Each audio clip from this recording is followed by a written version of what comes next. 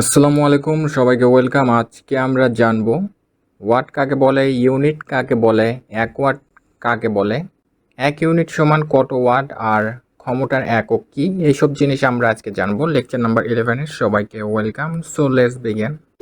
প্রথমে হচ্ছে ওয়াট কাকে বলে। ক্ষমতার একক হচ্ছে ওয়াট। আমরা জানি ক্ষমতার একক হচ্ছে ওয়াট।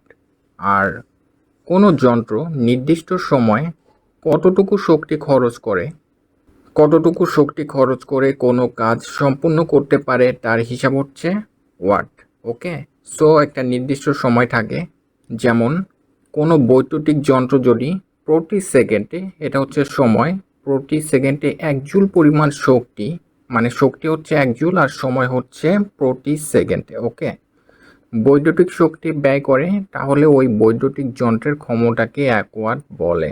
ওকে, সো এটা হচ্ছে সময়, এটা হচ্ছে শক্তি, এই দুটা হচ্ছে 1 ওয়াট। ইউনিট কাকে বলে? আমরা জানি পরিমাপের একক হচ্ছে ইউনিট, আর এটা যেহেতু শক্তি পরিমাপ, বিদ্যুৎ শক্তি, এখানেও আমরা ইউনিট ইউজ করব। So unit, so board of trade unit বা বিওটি, এটাকে সংক্ষেপে ইউনিট বলা হয়। পদার্থবিজ্ঞানে ব্যবহৃত একক 1 কিলোওয়াট ঘন্টাকে বাণিজ্যিকভাবে হিসাবের সুবিধার্থে 1 ইউনিট বলা হয়। সো 1 কিলোওয়াট বা ঘন্টা, এটা হচ্ছে 1 ইউনিট। আর আমরা যদি 100 ওয়াটের কোনো যন্ত্র 10 ঘন্টা ব্যবহার করি, তাহলে 100 × 10 = 1 ইউনিট হয়ে যাবে।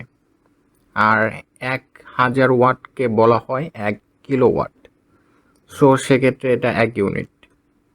আরেকটা জিনিস হচ্ছে 1 ইউনিট সমান 1000 কিলোওয়াট।